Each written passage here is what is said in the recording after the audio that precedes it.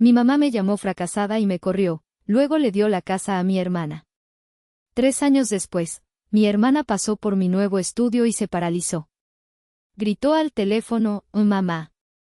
Este lugar vale". Espera, ¿es de ella, de mi hermana? Lo que mi mamá hizo después, jamás lo vi venir. Soy Romina, y esta historia, mi historia, comienza hace exactamente 3 años. Yo tenía 29 años, y sentía que ya tenía 100. El aire en la casa de Polanco estaba viciado. No era un mal olor, al contrario, olía a dinero. Una mezcla empalagosa de lirios caros, perfume Chanel N grado 5 y el aroma de la cochinita pibil que el servicio de catering estaba preparando. Era la fiesta de compromiso de mi hermana mayor, Lidia. Ella, con 32 años, se casaba con Darío, un banquero de inversión cuya sonrisa era tan brillante, impecable y vacía como los pisos de mármol de la entrada. Yo me sentía como una mancha en un cuadro perfecto. Mi vestido era de una tienda departamental, bonito, pero sin etiqueta de diseñador. Sostenía mi copa de champán con tanta fuerza que me dolían los nudillos, un ancla en un mar de conversaciones pretenciosas sobre las vacaciones en Bail y el precio de las acciones. Mi madre, Griselda, era la anfitriona perfecta, deslizándose entre los grupos como un cisne, su risa una melodía ensayada. Lidia era su obra maestra, su mayor logro. Abogada corporativa en una firma prestigiosa, práctica, ambiciosa y hermosa. Lidia era todo lo que mi madre valoraba. Yo era la otra. La artista. La diseñadora de animación digital. La rara, que todavía jugaba con dibujitos. Me había escondido cerca de la barra de bebidas, fingiendo interés en un arreglo floral, cuando oí la voz de una de las amigas de mi madre, una mujer llamada Rebeca, famosa en su círculo por su lengua afilada. Me señaló discretamente con la barbilla. ¿Y tu hija menor, Griselda? ¿Sigue con sus dibujitos?, preguntó, y la palabra, dibujitos, salió de su boca como si fuera algo sucio, algo que se encuentra en la suela del zapato. Vi cómo mi madre se tensaba. Un rojo furioso subió por su cuello, una reacción que yo conocía demasiado bien. Forzó una risa frágil. Ay, Rebeca, ya sabes cómo son los jóvenes, siempre soñando. Es una fase. Cambió de tema, preguntando por el nuevo auto de Rebeca. Pero el daño estaba hecho. Yo la había avergonzado. Y sabía, con una certeza helada, que pagaría por ello. 10 minutos después, mi madre tintineó su copa. La música se detuvo. Los murmullos cesaron. Se paró en el centro de la sala, radiante bajo la luz del candelabro. Queridos amigos, familia, comenzó, su voz vibrando de orgullo. Hoy celebramos un momento maravilloso. La unión de mi hija Lidia y mi maravilloso futuro yerno, Darío. Hizo una pausa y me miró. Fue solo un segundo, pero su mirada fue tan fría que me heló la sangre. Lidia siempre ha sido mi orgullo. Ella entendió desde joven que la vida se trata de esfuerzo, de metas reales. Volvió a sonreír al público. Afortunadamente, al menos una de mis hijas entiende el valor de una carrera de verdad, y no está desperdiciando su vida en pasatiempos inútiles. El aire salió de mis pulmones en un silbido. Fue un golpe directo, público. Sentí las miradas de todos sobre mí, una mezcla de lástima y diversión morbosa. Pasatiempos inútiles. Mis estudios, mi trabajo, mi pasión.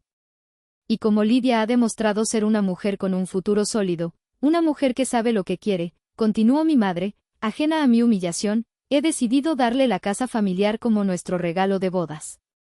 Hubo un jadeo colectivo. Luego, un estallido de aplausos. La casa. La casa de Polanco donde crecimos, valuada en más de 10 millones de pesos. Mi hogar. No pude evitarlo. La herida era demasiado profunda. Mi voz salió temblorosa, apenas un susurro que cortó el silencio. Mamá, ¿por qué dices eso? Yo también trabajo. Lo que hago es un trabajo. El silencio que cayó fue diferente. Fue pesado, absoluto. La sonrisa de Griselda se evaporó. Sus ojos se clavaron en los míos, y vi la furia que había estado conteniendo desde el comentario de Rebeca. Trabajo, siseó, su voz baja y peligrosa. El murmullo de la fiesta se detuvo por completo. ¿A eso le llamas trabajo? ¿Avergonzarme frente a mis amigas? No tienes futuro. No tienes nada. Eres una fracasada. La palabra resonó. Fracasada. Rebotó en las paredes caras, en los rostros conmocionados. Lárgate de mi casa, gritó entonces, su rostro distorsionado por la ira. Esta casa es para Lidia, para alguien que se lo merece. Tú no mereces nada. Fuera de aquí. Miré a Lidia.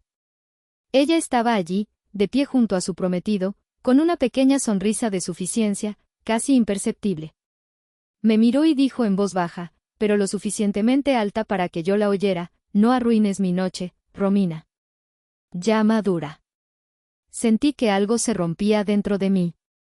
Dejé mi copa en la bandeja de un mesero que pasaba, que me miraba con horror. Di media vuelta y caminé hacia la puerta. Nadie dijo nada. Nadie me detuvo. Salí al aire frío de la noche, las lágrimas quemándome los ojos, el sonido de los aplausos y la música reanudándose detrás de mí. Si aún no estás suscrito al canal, haz clic en el botón de suscripción y activa la campanita para no perderte ninguna de nuestras historias. Tu apoyo significa todo para nosotros. Si esta historia te parece interesante, déjale un like. También me encantaría saber de qué ciudad eres, y déjanos el nombre de tu ciudad en los comentarios. Ahora, empecemos con la historia. La Ciudad de México por la noche era un monstruo de luces borrosas y asfalto mojado. Llovía. Una llovizna fina y fría que convertía el mundo en un borrón. Conducía mi viejo coche, un modelo que había comprado con el dinero de mis primeras prácticas, y parecía un barco fantasma navegando por Polanco, rodeado de los Mercedes y BMW de los invitados. El limpiaparabrisas marcaba el ritmo de mis sollozos, fracasada, fracasada, fracasada. Tomé Reforma hacia el sur, sin destino. El ángel de la independencia brillaba dorado bajo la lluvia, una burla a mi falta de libertad. La palabra, fracasada, rebotaba en mi cráneo. No era la primera vez que la oía en susurros, en suspiros de decepción de mi madre.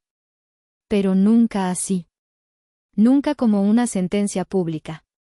Mi madre había pasado mi vida entera construyendo un museo de mis fracasos, y yo vivía en él. Mi mente viajó 10 años atrás. 10 años, no, 19. Yo tenía 10 años. Había ganado el primer lugar en un concurso nacional de dibujo infantil. Usando una tableta básica que le había rogado a mi padre, dibujé un alebrije digital, vibrante y lleno de vida. Mi padre, Adolfo, un arquitecto con alma de artista atrapado en un cuerpo de hombre de negocios, estaba eufórico. Esto es espectacular, mija, dijo, sus ojos brillando. Tienes un don. Él mismo lo enmarcó. Pero mi madre no estaba impresionada. Qué lindo, Romy, dijo, sin levantar la vista de su revista de sociales. Ponlo en tu cuarto. Una semana después, el dibujo enmarcado había desaparecido de la pequeña repisa donde mi padre lo había puesto. Lo busqué por días. Lo encontré meses después, por accidente, mientras buscaba adornos navideños en la bodega del sótano. Estaba metido detrás de unas cajas viejas, cubierto de polvo y telarañas, junto a los libros de texto viejos de Lidia. En su lugar, en la pared principal de la sala, ahora colgaban los diplomas de oratoria de Lidia y su cuadro de honor de la secundaria. No fue un descuido. Lo supe en ese momento. Mi madre no había ignorado mi éxito y lo había ocultado activamente. Era como si mi talento fuera algo vergonzoso, una mancha en la imagen perfecta de la familia que ella intentaba proyectar al mundo. Luego, mi cumpleaños número 16. Lidia, que ya tenía 19 y estaba en su primer año de Derecho en la Anáhuac, había recibido un Mini Cooper nuevo 3 años antes para su cumpleaños. La fiesta había sido legendaria. Para mi cumpleaños, recibí una tableta gráfica Wacom profesional. Fue un regalo increíblemente generoso, lo sé. Fue un regalo de mi padre. Pero fueron las palabras de mi madre las que lo envenenaron todo. Bueno, dijo frente a la familia, forzando una sonrisa. Tu padre insistió. Ya que insistes en esta cosa, por lo menos este juguete no gasta gasolina. Y puedes mantener tu pasatiempo ordenado en tu habitación, sin ensuciar. Un pasatiempo. Un juguete. Un desorden. Mientras que la carrera de Lidia era una inversión, el futuro de la familia. El mensaje era inequívoco. Lo de Lidia era el mundo real, lo mío era un capricho infantil que debía mantenerse fuera de la vista. Mientras conducía por Insurgentes, la lluvia arreciaba. El coche patinó un poco. Me di cuenta de que había pasado toda mi vida intentando ganar un amor que nunca estuvo disponible para mí. Había estado tratando de impresionarla, esperando que un día, un dibujo, una animación, un premio, finalmente la hiciera mirarme de la misma manera que miraba a Lidia. La fiesta de compromiso no fue un ataque. Fue una ejecución. Fue la confirmación final de que yo era, y siempre sería, la hija invisible, la decepción, la artista en un mundo que solo valoraba a los abogados y banqueros. El dolor era profundo, no solo por la casa, no solo por la humillación. Era el dolor de un duelo, la muerte de la última pizca de esperanza que albergaba de que mi madre pudiera, algún día, quererme por quien yo era. Mi padre fue el único que lo entendió. Adolfo. Murió cuando yo tenía 18 años, justo antes de entrar a la universidad. Un infarto fulminante en su respirador, mientras diseñaba una casa que soñaba construir. Su muerte me quitó mi único escudo, mi único aliado en esa familia. Recuerdo el funeral. La casa de Polanco estaba llena de las mismas caras pretenciosas de la fiesta de esta noche. Yo estaba de pie junto a su ataúd, incapaz de llorar, solo sintiendo un vacío absoluto. Mi madre se acercó, no para consolarme. Me agarró del brazo, sus uñas se clavaron en mi piel. Romina, por el amor de Dios, compórtate, siseó, con una sonrisa de anfitriona doliente para la gente que pasaba. No hagas un drama. Lidia está destrozada. Ella era la luz de sus ojos. Sé fuerte por ella. Incluso en el dolor de la muerte, Lidia era la prioridad. Mi dolor era un inconveniente, un drama innecesario. La elección de la universidad fue la siguiente batalla. La guerra abierta. Lidia estaba en la Anáhuac, una universidad privada de élite. Mi madre esperaba que yo siguiera sus pasos. Puedes estudiar administración, o tal vez marketing, sugirió, como si me ofreciera opciones. Cuando le anuncié que había sido aceptada en la ENAP, la Escuela Nacional de Artes Plásticas de la UNAM, para estudiar animación digital, Griselda se rió. No fue una risa alegre. Fue una risa seca, cruel. ¿Arte? ¿En la UNAM? ¿Quieres ser una de esos, revoltosos? ¿Quieres morirte de hambre?, se burló. Me niego. Absolutamente me niego a pagar un centavo por eso. Si quieres ir a esa escuela de hippies, te la pagas tú. Y cumplió su palabra. Me cortó todo apoyo financiero. Mientras Lidia vivía en un cómodo departamento cerca de su universidad, pagado íntegramente por mi madre, y se quejaba de lo ocupada que estaba con los eventos sociales y las prácticas en firmas de lujo, yo tenía 2 trabajos. Era mesera en un café en Coyoacán, cerca de la facultad, por las mañanas. Y hacía trabajos de diseño gráfico mal pagados por las noches, diseñando volantes para pizzerías y menús para fondas. Todo mientras intentaba cumplir con las exigentes tareas de la carrera. Vi a mi madre solo en Navidad y en su cumpleaños, y cada vez la conversación era la misma: ¿cuándo vas a dejar esa tontería y buscar un trabajo de verdad, Romina? Me das lástima. Ahora, conduciendo empapada por las calles oscuras, la realidad me golpeó. No tenía a dónde ir. Mi cuenta bancaria estaba casi vacía. Había gastado mis últimos ahorros en un nuevo procesador para mi computadora. Mi único aliado, mi padre, estaba muerto. Desesperada, con una última gota de esperanza idiota, tomé una decisión. Conduje 30 minutos, desde el sur de la ciudad hasta Bosques de las Lomas.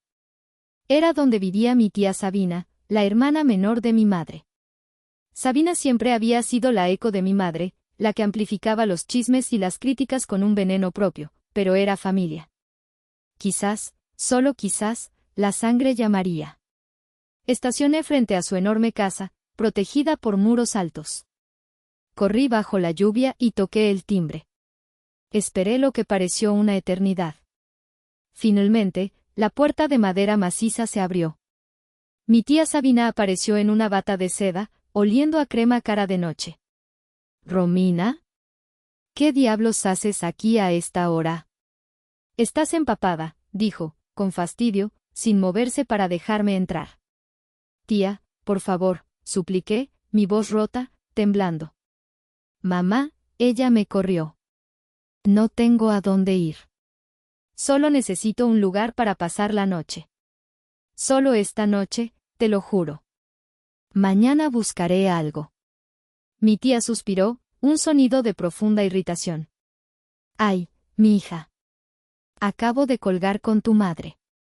Sabía que vendrías a hacer drama. Mira, Romina, tu hermana Lidia siempre ha sido la sensata, la que tiene los pies en la tierra. Tú, siempre has sido tan terca. Tan artística. Tu madre tiene razón, ya es hora de que madures y enfrentes la realidad. Yo no quiero meterme en sus problemas». Y con eso, cerró la puerta en mi cara. Ni siquiera fue un portazo. Fue un cierre lento, deliberado, casi silencioso. Oí el clic de la cerradura de seguridad. Me quedé allí, paralizada en el umbral, la lluvia golpeándome. El clic. Ese fue el sonido. El sonido de la última puerta cerrándose. Regresé a mi coche, temblando, pero ya no de frío. El llanto se había detenido. Una calma helada, aterradora, se apoderó de mí. Saqué mi teléfono, la pantalla mojada por la lluvia. Abrí mis contactos. Griselda. Bloquear. Lidia. Bloquear. Tía Sabina. Bloquear. Me senté allí por un minuto, el motor apagado, solo el sonido de la lluvia. Luego, encendí el coche. Ya no tenía familia. Estaba sola. Y por primera vez en mi vida, aterradoramente, estaba libre. Con los últimos ahorros que me quedaban, y después de vender algunas de mis pertenencias, alquilé un pequeño cuarto de azotea en la colonia Roma Norte. En la Roma, bonita, la gente vive en departamentos estilo Art Deco. Yo vivía en la azotea de uno de esos edificios, en un cuarto de servicio de 4 por 4 metros, con paredes húmedas, un foco que parpadeaba y una sola ventana que daba a un laberinto de cables, tinacos y tanques de gas. Pero era mío. Pagué 2 meses de depósito y me quedé, literalmente, con 1,000 pesos en la bolsa. Los primeros meses fueron un infierno. No era un infierno de fuego, o era un infierno de silencio y frío. La voz de mi madre, fracasada, se había convertido en mi propia voz interior. Fracasada. Inútil. Tus dibujos son basura. Lidia tenía razón. Madura. Me sentaba frente a mi computadora, la misma con el procesador nuevo que me había costado mis ahorros, la tableta Wacom que mi padre me había regalado acumulando polvo, y la pantalla permanecía en blanco.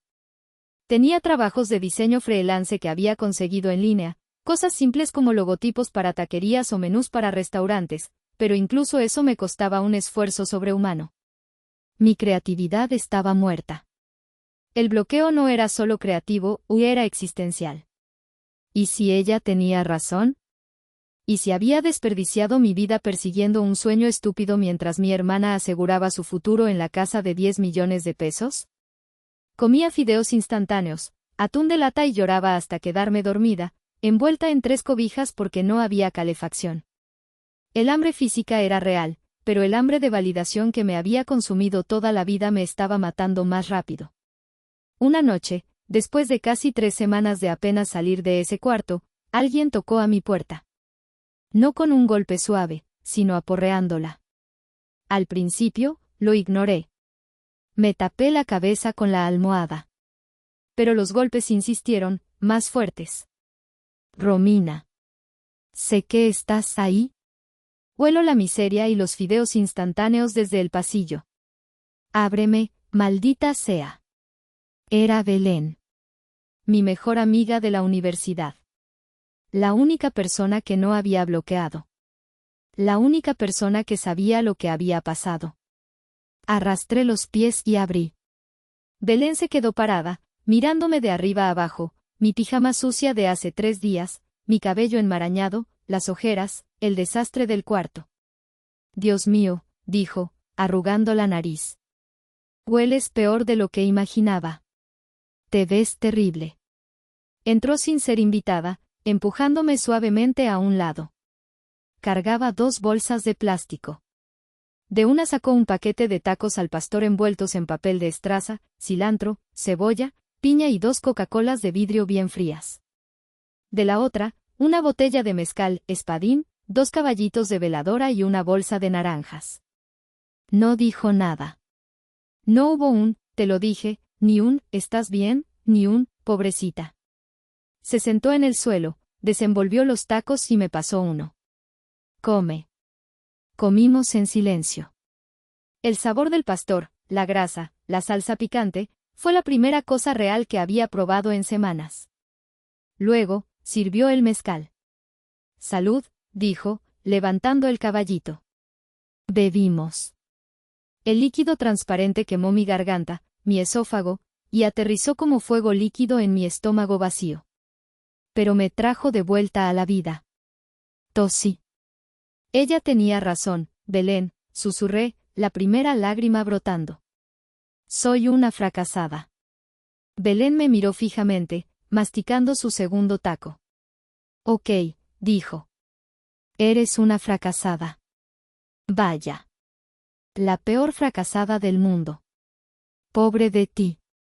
La miré, confundida por su falta de compasión. ¿Y qué?, continuó, sirviendo otro trago. ¿Te vas a quedar aquí pudriéndote hasta que te desalojen por no pagar la renta, o vas a hacer algo al respecto? No puedo dibujar, confesé, la voz rota. Lo intento, pero solo oigo su voz diciéndome que es basura. Belén suspiró. Se levantó, agarró mi tableta, sopló el polvo y me la puso en el regazo. Perfecto. Entendido. Eres un asco. Entonces, dibújame cómo se ve una fracasada. Quiero detalles. La miré. ¿Qué? Hazlo, ordenó. Si vas a revolcarte en tu miseria, al menos sé productiva. Dibújalo. Tomé el lápiz. Mis manos temblaban. Abrí el software. Miré la pantalla en blanco. Y entonces, dibujé. Dibujé una figura de palito simple, con una nube negra enorme sobre su cabeza. Belén miró el dibujo por encima de mi hombro. Le falta estilo, dijo. Pero es un comienzo. Ahora dibújame a tu madre como una bruja malvada de Polanco. Y por primera vez en semanas, me reí. Fue una risa seca, rota, que dolió, pero fue una risa. Esa noche, Belén se quedó a dormir en el suelo, sobre unos cartones. Y esa noche, volví a dibujar. Empecé de nuevo, no desde cero, sino desde el fondo de un pozo. El año siguiente, cumplir 30 años, fue una rutina brutal. Una disciplina nacida de la desesperación. De día, me convertí en una máquina de chambas. Aceptaba cualquier trabajo de diseño que pudiera encontrar en las plataformas de freelance. Eran trabajos sin alma, diseñé banners horribles para sitios web de contadores, anuncios de 2x1 para pollerías, logotipos corporativos aburridos para empresas que vendían tornillos. Eran feos, eran tediosos, pero pagaban las cuentas. Pagaban la renta de mi cuartito en la Roma, mi internet de alta velocidad y me dejaban suficiente para comer algo más que atún. Me volví rápida, eficiente y cobraba lo justo. Pero de noche, de las 10 de la noche a las 4 de la mañana, ese tiempo era sagrado.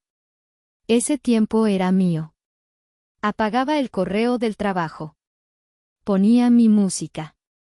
Y volvía a mis raíces. Recordé las historias que mi padre, Adolfo, solía contarme. Él amaba la historia de México, la arquitectura prehispánica, los mitos. Y había una historia que siempre me había fascinado, una que resonaba con mi propia vida, la de Coyolxauhqui, la diosa de la luna, la hija que fue desmembrada por su hermano Huitzilopochtli, el dios del sol, por defender a su madre. La hija hecha pedazos. Empecé a dibujar. Dejé de lado el estilo comercial insípido que usaba para mis clientes y empecé a fusionar las técnicas de animación 2D y 3D con la estética de los códices aztecas. Era visceral. Era un proyecto personal, un grito en la oscuridad. Durante 6 meses, animé un cortometraje de 5 minutos. Se llamaba La Luna Rota. No era sutil. Era mi corazón en la pantalla. Puse allí todo mi dolor, mi rabia, mi sensación de haber sido destrozada por mi propia familia. La animación era cruda, poderosa. Cuando lo terminé, estaba agotada, pero orgullosa. Era lo mejor que había hecho. Se lo envié a Belén. Su respuesta fue un simple mensaje de texto: neta. Esto es lo mejor que has hecho en tu puta vida. Es brillante. Animada, con el corazón en la garganta, se lo envié a mi antigua mentora de la universidad, la profesora Eulalia Campos. Ella siempre había creído en mí, incluso cuando yo no lo hacía. Me llamó al día siguiente, su voz emocionada. Romina, dijo. Te lo dije. Te dije que tu voz era especial. Esto no son dibujitos, Romina. Esto es patrimonio cultural. Es furioso. Y es magnífico. Le conté brevemente lo que había pasado con mi familia. Ella escuchó pacientemente. El arte más poderoso nace del dolor más profundo, querida, dijo.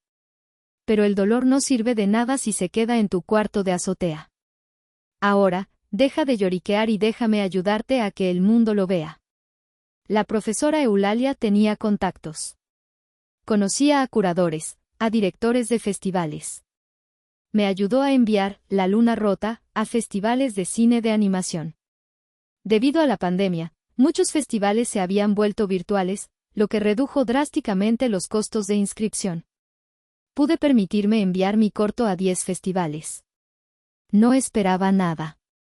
Un mes después, recibí un correo electrónico. Mi corto había sido seleccionado para la competencia oficial en línea del Festival Internacional de Cine de Animación de Annecy, en Francia. El festival más importante del mundo. Casi vomito de la emoción. No gané el premio principal. Pero sucedió algo más importante: la gente lo vio. Los críticos lo vieron. Los estudios lo vieron. Una semana después de Annecy, recibí un correo electrónico de un pequeño pero prestigioso estudio de animación en Montreal, Canadá. Habían visto mi corto en la selección oficial y estaban impresionados con el estilo visual único. Me ofrecieron un contrato freelance para ayudar a diseñar el concept art de una nueva serie basada en mitologías del mundo. El pago no era una fortuna, pero era estable. Y, lo más importante, era en dólares canadienses. Era el primer cheque real que recibiría por hacer lo que yo amaba, no lo que un cliente sin gusto me pedía. La pequeña llama que Belén había encendido con tacos y mezcal, ahora era un fuego controlado. Ahorré cada centavo. Sabía exactamente lo que tenía que hacer. Cumplí 31 años en ese cuartucho de azotea. Pero las cosas eran diferentes. El contrato canadiense me dio estabilidad financiera y, sobre todo, una confianza que nunca había tenido. Seguía trabajando de noche, pero ahora con un propósito feroz. Armé una Biblia de concepto para una serie completa basada en el universo de La Luna Rota. Investigué, escribí guiones, diseñé docenas de personajes, mundos enteros. Ya no era solo una artista, y me estaba convirtiendo en una creadora, en una estratega. Con el dinero ahorrado durante ese año de trabajo intenso con el estudio de Montreal, tomé la decisión más aterradora de mi vida. Fui al registro público y registré mi propia empresa. Anima Códice. El nombre lo era todo. Honraba mi pasado, mi herencia y mi futuro digital. Usé el dinero para dar el enganche de un pequeño espacio de oficina en la misma colonia Roma. Era diminuto, apenas más grande que mi cuarto, pero era una dirección fiscal. Y contraté a mi primer empleado, Néstor, un recién graduado de mi misma universidad, brillante, callado, y con un portafolio que demostraba que estaba tan hambriento de éxito como yo. Éramos 2 personas en un cuarto pequeño con 2 computadoras potentes, trabajando 18 horas al día, comiendo pizza fría y soñando en grande. La profesora Eulalia volvió a aparecer, como un ángel guardián. Romina, hay una sesión de pitch para startups creativas en la ciudad. Es para Capital Semilla. Tienes que ir. Capital Semilla, me reí, con nerviosismo. Profesora, somos 2 niños jugando a la empresa en un cuartito. ¿Quién diablos va a invertir en dibujos animados aztecas? Van a invertir en ti, Romina. En tu visión, dijo firmemente. Deja de verte como la hija fracasada. Empieza a verte como la CEO que eres. Prepara tu presentación. Pasé 3 semanas sin dormir. Néstor y yo preparamos la mejor presentación de nuestras vidas. No era solo arte, eran proyecciones de mercado, análisis de audiencia, planes de merchandising. Llegué al evento. Era en un hotel lujoso en Santa Fe, un mundo completamente ajeno al mío. Me sentí diminuta otra vez, con mi traje sastre de segunda mano, rodeada de emprendedores tecnológicos con trajes caros hablando de disrupción, blockchain y escalabilidad. Yo solo tenía dibujos. Entonces, vi la lista del jurado. Mi corazón se detuvo. Mi sangre se heló. Ciro Valdés. No lo conocía personalmente, pero lo había visto docenas de veces en las páginas de sociales y en las fiestas de mi madre. Era una leyenda en el mundo de la inversión de riesgo, un tiburón, conocido por destrozar emprendedores. Y lo más aterrador, era amigo de mi madre. O al menos, parte de su círculo. Lo había visto en sus fiestas en Polanco, bebiendo coñac y riéndose de sus chistes. El pánico me invadió. Él es uno de ellos, me susurró mi cerebro. Se va a reír de mí. Va a pensar que es un chiste. Va a llamar a mi madre esta noche y le va a contar cómo su hija, fracasada, vino a pedir limosna. Me di la vuelta. Mi mano estaba en el pomo de la puerta de salida. Iba a huir. Iba a correr de regreso a mi cuarto de azotea. Entonces, oí la voz de mi padre en mi cabeza, tan clara como el día que murió. Tu arte tiene alma, mija. Nunca dejes que te la apaguen. Me detuve. Respiré hondo. Me di la vuelta. Esperé mi turno. Mi nombre fue el último. Cuando me llamaron, Romina, de Anima Códice, caminé hacia el escenario. Mis piernas temblaban como gelatina, pero mantuve la cabeza alta. Miré directamente a Ciro Valdés. Él me miraba con aburrimiento, revisando su teléfono, claramente desinteresado. Hola, dije. Mi voz tembló, pero la proyecté. Mi nombre es Romina. Y mi madre dice que soy una fracasada. Silencio total en la sala. Los otros emprendedores me miraron como si estuviera loca. Ciro Valdés levantó la vista de su teléfono, sus cejas enarcadas. Mi familia cree que lo que hago no tiene valor, continué, mientras la primera diapositiva aparecía detrás de mí, mostrando el arte conceptual de Coyol Sauquí, furiosa y hermosa. Hoy, voy a demostrarles por qué están equivocados. Y porque se están perdiendo del próximo gran negocio cultural de México. Durante los siguientes 10 minutos, no hablé como una hija herida. Hablé como un CEO. Hablé de mitología, de identidad cultural, de un nicho de mercado global hambriento de historias nuevas. Hablé de propiedad intelectual. Cuando terminé, Ciro Valdés no estaba aburrido. Estaba inclinado hacia adelante, sus ojos fijos en mí, sin parpadear. Cuando la sesión de preguntas y respuestas terminó, bajé del escenario sintiéndome mareada, como si hubiera corrido un maratón. Los otros jueces habían hecho preguntas estándar sobre proyecciones financieras, cosas que Néstor y yo habíamos ensayado. Ciro Valdés no había dicho ni una sola palabra. Se quedó callado, mirándome, con una expresión indescifrable. Lo arruiné, le escribí a Belén, mis manos temblando. El amigo de mi madre me odió. Pensó que era un chiste.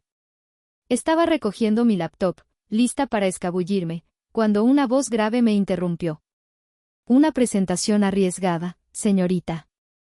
Me di la vuelta. Era Ciro Valdés. Me extendió la mano. Su agarre era firme. Duro, pero efectivo. Tiene agallas. Gracias, señor, tartamudeé, sintiéndome como una colegiala. Él me miró fijamente. No era la mirada cálida de mi padre. Era la mirada de un cirujano. Mire, Romina. Voy a ser brutalmente honesto. A mí no me importa el arte. El arte es un lujo.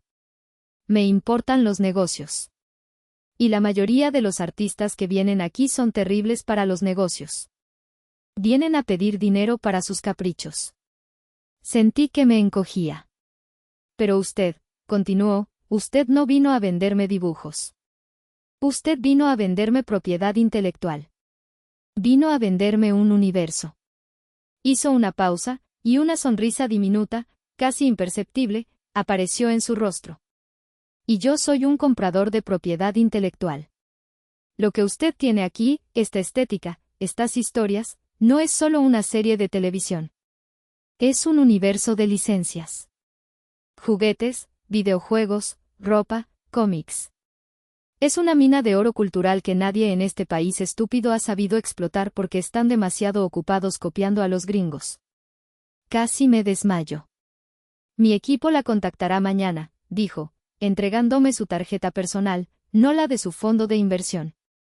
Tenemos que hablar de números. No me decepcione. 2 semanas después, tras negociaciones brutales en las que Ciro intentó destrozarme, y yo, sorprendentemente, me defendí, el contrato estaba firmado. Su fondo de inversión, Valdés Capital, invirtió $1,500,000 por el 20% de Anima Códice. Mi primera llamada fue a Néstor. Tenemos dinero, grité, y ambos lloramos un poco. Mi segunda llamada fue a Belén. Vamos a comer tacos de verdad, le dije. Mi segunda decisión fue la más importante. Néstor y Belén esperaban que alquiláramos una oficina lujosa en la Roma o la Condesa, para aparentar. No, les dije firmemente. El dinero de Ciro no es para gastar, es para multiplicar. No vamos a gastar este dinero en parecer exitosos. Vamos a usarlo para ser exitosos. Tomé una decisión de negocios, no de ego. Usé una gran parte del capital, no para alquilar, sino para comprar una bodega abandonada en la colonia Doctores. Era un área que mi madre despreciaba con todo su ser. Gente naca, la oía decir. Peligroso. Vulgar. Pero yo veía algo más. Veía potencial. Estaba cerca del centro, los precios eran bajos y el espacio era enorme. Olía a aceite de motor y óxido, pero tenía techos altos y luz. Era una inversión inmobiliaria inteligente y un lienzo en blanco perfecto. Vamos a construir nuestra fábrica de sueños aquí, le dije a Néstor. Durante los siguientes 6 meses, mientras Néstor y yo trabajábamos como locos en el desarrollo de la serie desde mi cuarto de azotea, un equipo de construcción transformó esa bodega. Instalamos estaciones de trabajo de última generación, una pequeña sala de captura de movimiento, una cafetería y oficinas con paredes de cristal. No era una oficina para impresionar a Polanco. Era una oficina para crear. Era real. Era nuestra. Los siguientes 8 meses fueron una locura. Una vorágine de trabajo, café y adrenalina. Con el capital de Ciro y el nuevo espacio en la Doctores, contratamos a 10 animadores más. No busqué en las grandes firmas. Busqué a los Néstor del mundo, jóvenes, brillantes, recién egresados de escuelas públicas mexicanas, todos con un talento descomunal y algo que demostrar. Anima Códice no era solo un estudio, era un movimiento. Éramos la isla de los juguetes inadaptados, y estábamos listos para la guerra. Trabajamos día y noche, 14, 16 horas diarias. Nuestro objetivo, producir un piloto. Un episodio de 20 minutos que definiría el tono de nuestra serie, ahora titulada, El Código de la Luna. Tenía que ser perfecto. Ciro Valdés cumplió su palabra. No interfirió creativamente. Odiaba el arte, pero entendía el producto. Y abrió todas las puertas. Usó sus conexiones para poner ese piloto frente a todos los ejecutivos de las grandes plataformas de streaming que visitaban México. La respuesta fue tibia al principio. Tibia y condescendiente. Demasiado étnico, dijo un ejecutivo de Los Ángeles, un tipo rubio con un bronceado falso. No estamos seguros de que el público global en Iowa conecte con, ¿cómo se llama? ¿Coyol? ¿Qué? No hay personajes blancos. Es un riesgo de mercado, dijo otro. Yo estaba desanimada. Habíamos gastado casi todo el dinero en este piloto. Si no funcionaba, estábamos acabados. Pero Ciro solo se rió en la sala de juntas. Están ciegos. Son dinosaurios, dijo. Venden tacos al pastor queriendo que sepan a hamburguesa. Déjenme hacer una llamada más. Hizo una llamada a Amazon Prime Video. Pero no llamó a la oficina de Los Ángeles. Llamó a la sede de Latinoamérica en Miami. El ejecutivo que nos recibió por videollamada no era un gringo. Era un latino de alto rango, un colombiano llamado Julián. Vio el piloto.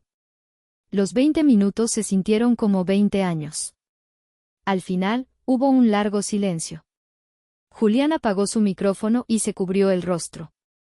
Pensé que era el fin. Entonces, volvió a encender el micrófono. Sus ojos estaban rojos. Dios mío, dijo finalmente, su voz entrecortada. Es como si hubieran animado mi infancia. Las historias que mi abuela me contaba. Es Juego de Tronos, mezclado con El Libro de la Selva, pero es nuestro. Es azteca. Lo quiero. Lo quiero todo. Comenzó una guerra de ofertas. Netflix, al enterarse del interés de Amazon, entró en la puja. Al final, Amazon ganó. El contrato era algo que yo no podía ni comprender. No era en pesos. Era en dólares. $2 millones para la producción de la primera temporada completa. La noticia explotó. De la noche a la mañana, Anima Códice estaba en todas partes. Forbes México publicó un artículo, La emprendedora que convierte mitos aztecas en oro digital. Expansión me puso en su portada, Romina Vargas, habían investigado mi apellido, la fundadora de 32 años que lidera la nueva ola de animación mexicana. Mi nombre ya no era, la hija de Griselda. Mi nombre era, Romina, fundadora de Anima Códice. Compramos equipo nuevo.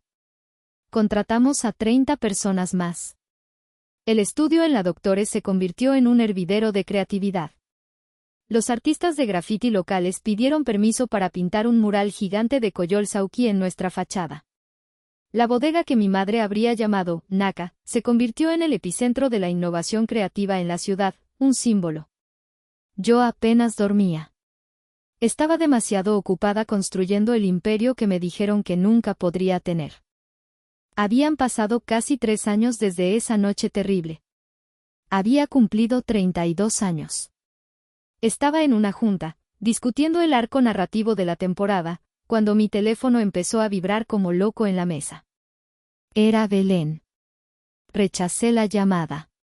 Estaba ocupada. Volvió a llamar. Y otra vez. Y otra vez. Preocupada, me disculpé y salí de la sala de juntas. Belén, ¿qué pasa? Estoy en medio de...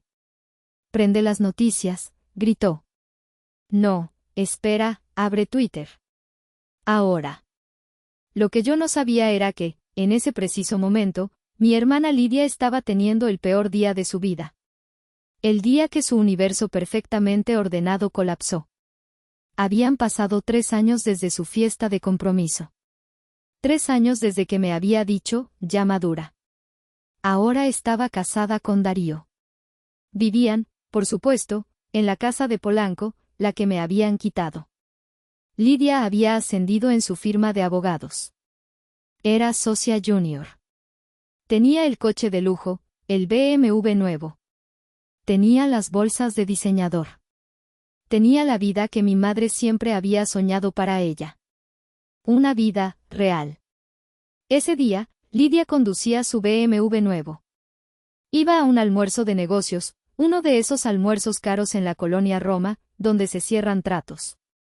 Para evitar el tráfico infernal de insurgentes, decidió cortar camino por la Doctores. Hacía años que no pasaba por ahí. Qué asco de lugar, murmuró para sí misma, subiendo la ventanilla para no oler el humo de los puestos de comida de la calle. Mientras esperaba en un semáforo, algo captó su atención. Un edificio que no recordaba. Una antigua bodega de ladrillos, ahora transformada en una estructura moderna de cristal y acero negro. Y en el costado, un mural vibrante, gigantesco, de una diosa azteca. Y un logo elegante, iluminado, Anima Códice. El nombre le sonaba. Lo había visto de reojo en alguna revista de negocios que Darío leía, en la sección de emprendedores. El semáforo cambió, pero Lidia no se movió. El coche de atrás le tocó el claxon, un sonido largo y furioso. Sobresaltada, se orilló bruscamente, casi golpeando a un taxi. Sacó su teléfono. Con manos temblorosas, tecleó Anima Códice. Su rostro, reflejado en el parabrisas, palideció. Se quedó blanca como el nácar. Vio el artículo de Forbes. Vio las fotos del interior del estudio. Vio mi cara. La cara de su hermana, fracasada. Vio los números. 1.5 millones de pesos de inversión inicial. Vio la noticia del acuerdo con Amazon, 2 millones de dólares. Vio que el valor de los bienes raíces en esa zona de la Doctores se había disparado gracias a la llegada de empresas creativas como la mía. La gentrificación estaba en pleno apogeo. Hizo un cálculo rápido en su cabeza de abogada. El edificio solo, la propiedad, valía, en ese momento, más que su casa de 10 millones de pesos. Y el negocio estaba valuado en mucho más. Su mundo, tan ordenado, tan práctico, tan seguro, se hizo añicos. Se dio cuenta de que su madre, y ella misma, no solo habían sido crueles. Habían sido estúpidas. Habían apostado por el caballo equivocado. Le faltaba el aire. Con manos temblorosas, marcó el número de mi madre. Griselda contestó, su voz alegre, probablemente de compras. Lidia, hija. ¿Cómo estás, reina? Mamá, dijo Lidia, y su voz no era la de una abogada exitosa. Era un chillido agudo, infantil, irreconocible. Estoy en la Doctores. ¿Qué haces ahí, querida? Qué asco de lugar. Sube la ventanilla, no te vayan a asaltar. Mamá, el edificio. El estudio de animación del que todos hablan, el de la tele. Sí. Ese de los dibujos feos, dijo Griselda. Mamá. Es de Romina. Hubo un silencio al otro lado de la línea. Un silencio tan pesado que Lidia pudo oír su propio corazón latiendo en sus oídos. Mamá, gritó Lidia, golpeando el volante de cuero de su BMW. Mamá, este lugar vale una fortuna, espera. Es de ella. ¿De mi hermana? ¿Cómo? Si llegaste hasta esta parte del video, significa que realmente te interesó la historia. Cuéntame en los comentarios qué opinas, escribe el número 1 para saber que estás aquí o dime desde qué parte de tu país me estás viendo. También puedes dejar cualquier pregunta y la responderé. La llamada de Belén no era por las noticias ni por Twitter. Era por algo mucho más directo. Romy, dijo, su voz una mezcla extraña de alarma y diversión. No vas a creer esto.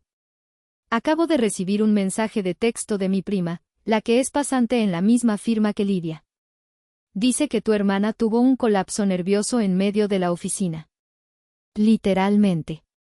Salió de una junta, empezó a gritarle a su asistente por un café, y luego se encerró en su oficina a llorar después de una llamada con tu madre.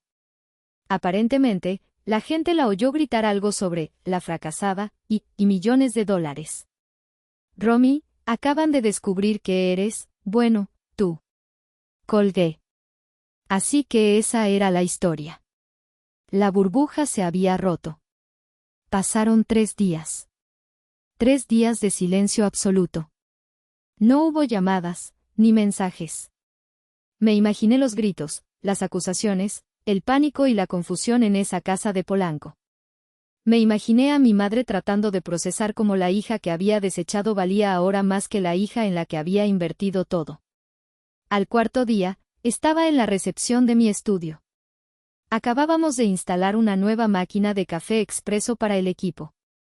Estaba enseñándole a Néstor cómo usarla cuando la puerta de cristal se abrió. Griselda entró. Se veía diferente. Llevaba su mejor traje de Chanel, el beige. Su bolso Birkin colgado del brazo. Su maquillaje impecable y su peinado perfecto. Pero parecía vieja. Cansada. Su maquillaje no podía ocultar las líneas de pánico alrededor de sus ojos y su boca. Había una desesperación en su postura. Se detuvo en medio de mi recepción, mirando a su alrededor con asombro.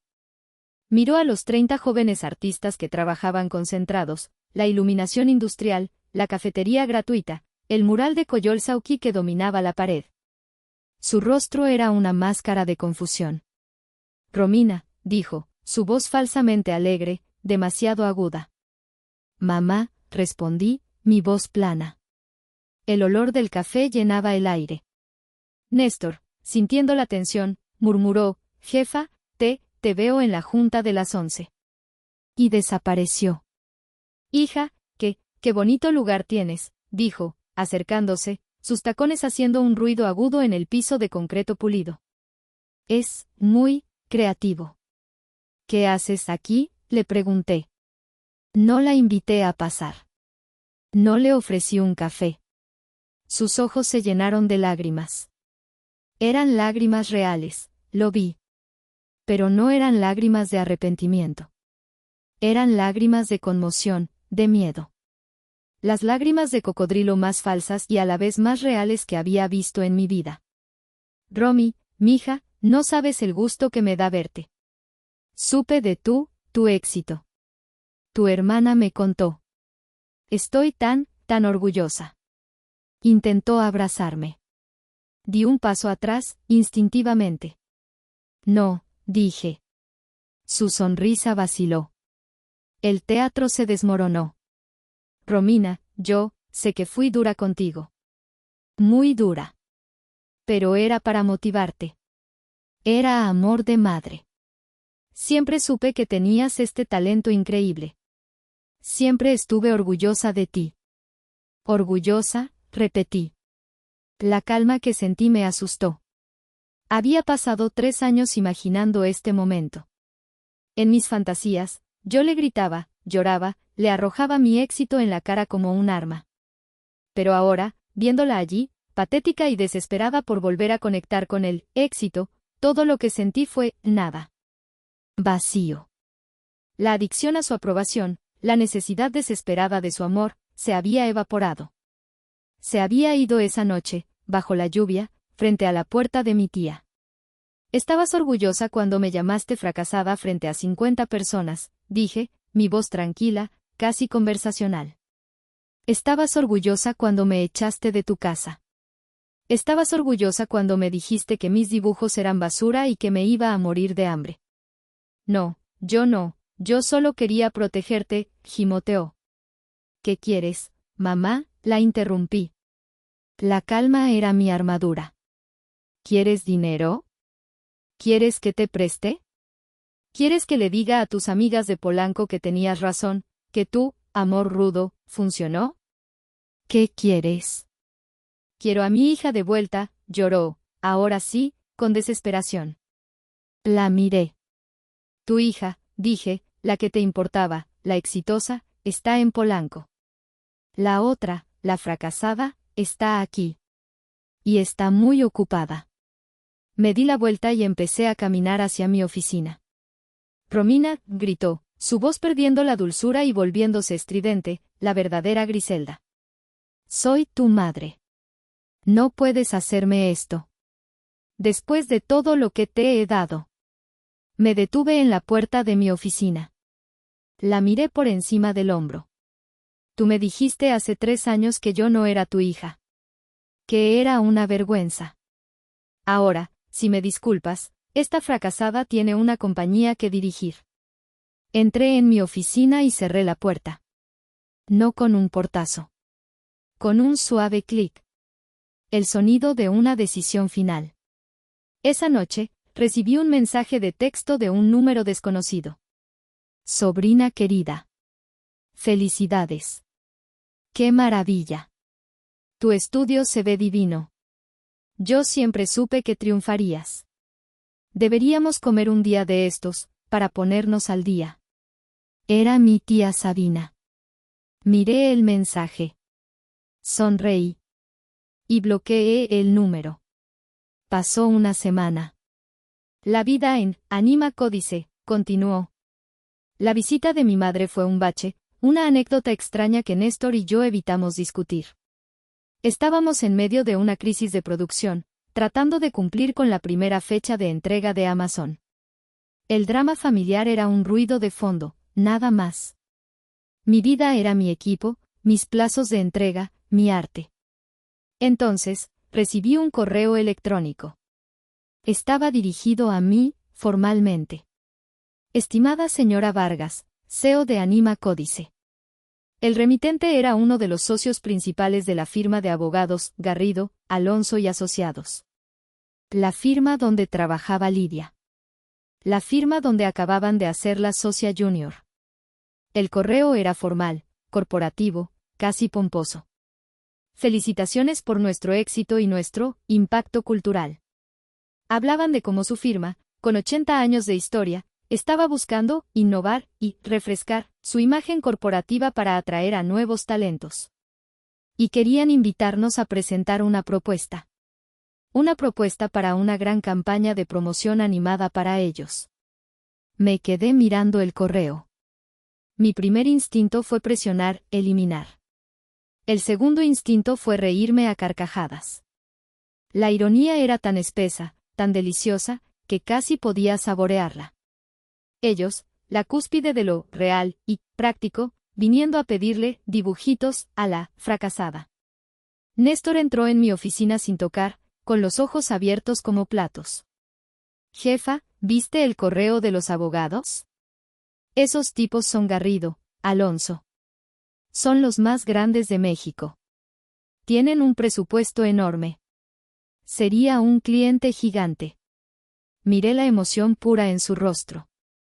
Miré, a través del cristal de mi oficina, a todo mi equipo trabajando. 35 personas. Artistas, técnicos, productores. 35 familias que dependían de los sueldos que yo pagaba. Me di cuenta de que esto ya no se trataba de mí. Ya no era Romina contra Lidia. Ya no era la hija herida. Era, Anima Códice, la empresa, contra el mundo. Mi responsabilidad ya no era con mi pasado herido, o era con el futuro de mi equipo, con el futuro de mi compañía. Me di cuenta de que la verdadera victoria no era rechazarlos. La verdadera victoria era tratarlos como a cualquier otro cliente. Tomé una respiración profunda. Le respondí al socio. Gracias por su interés. Nos halaga su propuesta. Por favor, agende una junta con mi asistente. Mi equipo directivo y yo estaremos encantados de discutir el alcance del proyecto y nuestros honorarios. Iba a tomar esa reunión. Iba a entrar a esa sala de juntas de caoba, no como la hermana pequeña, sino como la CEO de un estudio exitoso. Lidia probablemente estaría allí, sentada en la segunda fila, obligada a tomar notas, obligada a ver a su hermana, fracasada, como una socia poderosa, como un proveedor al que tenía que impresionar. Pero eso ya no importaba. No era venganza. Era solo negocios. Esa noche, estaba en mi departamento, un lugar bonito en la Condesa que ahora podía pagar. Belén me envió un mensaje. Oye, me enteré de lo de tu madre. ¡Qué loca! Y acabo de oír el rumor de la firma de Lidia. ¿En serio vas a trabajar con ellos? ¿En serio? ¿Eso significa que los vas a perdonar? Miré la ciudad desde la ventana de mi oficina. Las luces de la colonia Doctores brillaban a la distancia, un faro de creatividad en medio de la ciudad. Recordé a mi padre. Recordé su fe en mí. Le respondí a Belén. Ya los perdoné, amiga. Los perdoné en el momento en que dejé de necesitarlos. Los perdoné en el momento en que su opinión dejó de definirme. Pero eso, escribí, no significa que deba confiar en ellos otra vez. Y definitivamente no significa que les haré un descuento. Guardé el teléfono. Regresé a mi escritorio. Abrí mi tableta y empecé a dibujar. Teníamos una fecha de entrega que cumplir. Hice lo correcto, ¿verdad,